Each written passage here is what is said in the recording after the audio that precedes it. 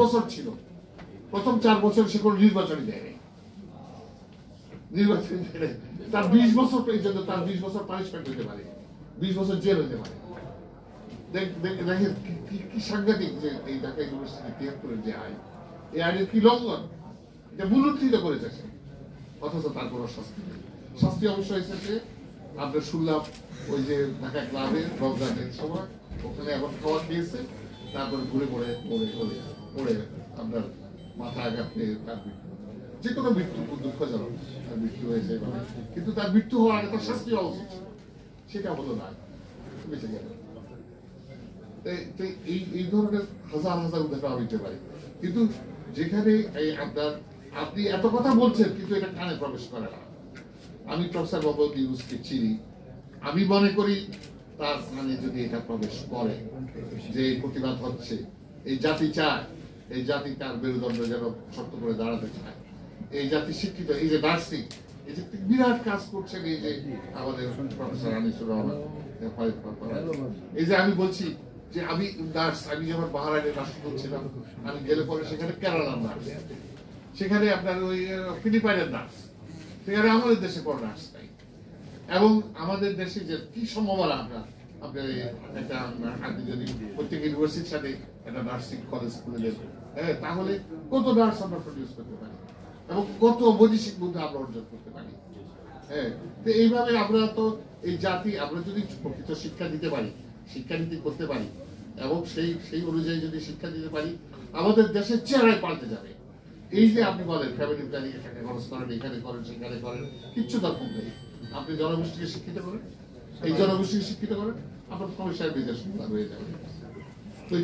তো তাই বলছি যে আপনি স্থায়ী শিক্ষা কমিটি যদি নাও করেন, স্থায়ী কমিটি করলে আপনি অস্থায়ী, আপনি হয়তো করলেন না, আমরা ডিমান্ড করি, আমরা চাই স্থায়ী শিক্ষা কমিশন করেন, যদি না করেন অস্থায়ী শিক্ষা কমিশন করেন, সেটা করলেন না, তারপরে কি আপনার শ্বেতপত্র প্রকাশ করেন যে দুর্নীতি এবং এই লুটপাটের বিশ্ববিদ্যালয়গুলোতে, ঢাকা বিশ্ববিদ্যালয় আপনার কয়েক কোটি টাকার বাজেট কি সব লুটপাট করে খেয়ে দিচ্ছে।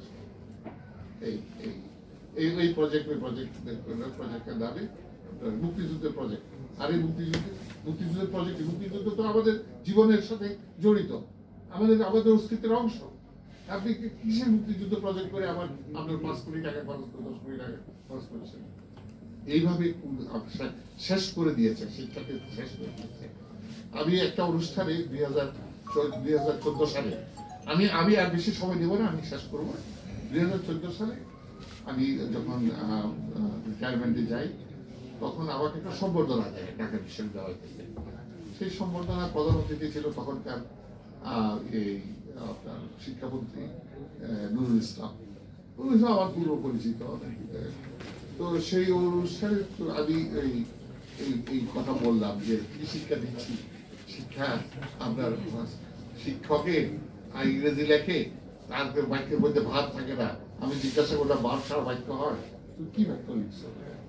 তো এখন আমাকে টুরিস্টটা বলছে এই চা খাওয়ার সময় আপনার বলছে, স্যার আপনি যে কথা বললেন কেমনি ইংরেজি শিখতে বলেন স্যার? ইংরেজি তো সেই স্কুলে শেখার কথা, স্কুলে কেন শিখে? কে শিখাবে? যে 3rd ডিভিশনে বিএ পাস করে, কোথাও চাকরি পায় না, সেই জায়গায় স্কুলে মাস্টার হয়, সেই ইংরেজি পড়ায়। তো সেই কি ইংরেজি পড়াবে? তাহলে আপনি না শিক্ষামন্ত্রী দেশে, আপনি কথা বলছেন? স্যার আপনি কি বলেন, আপনি আমাদের দেশের যত শিক্ষা, আমার কি খবর না, আমি কি পারি? আপনি আপনাকে এখন ওই যে কেসারি বলছিল সেলিম ভুইয়া যে আপনি শিক্ষক, আপনি যদি বেতন দেন, আপনার বেতন না দেন তো সে শিক্ষক হবে কেন? আর বেতন দিলেও যদি আপনি এই কি বলে ওই যে পিয়নের বেতন দেন,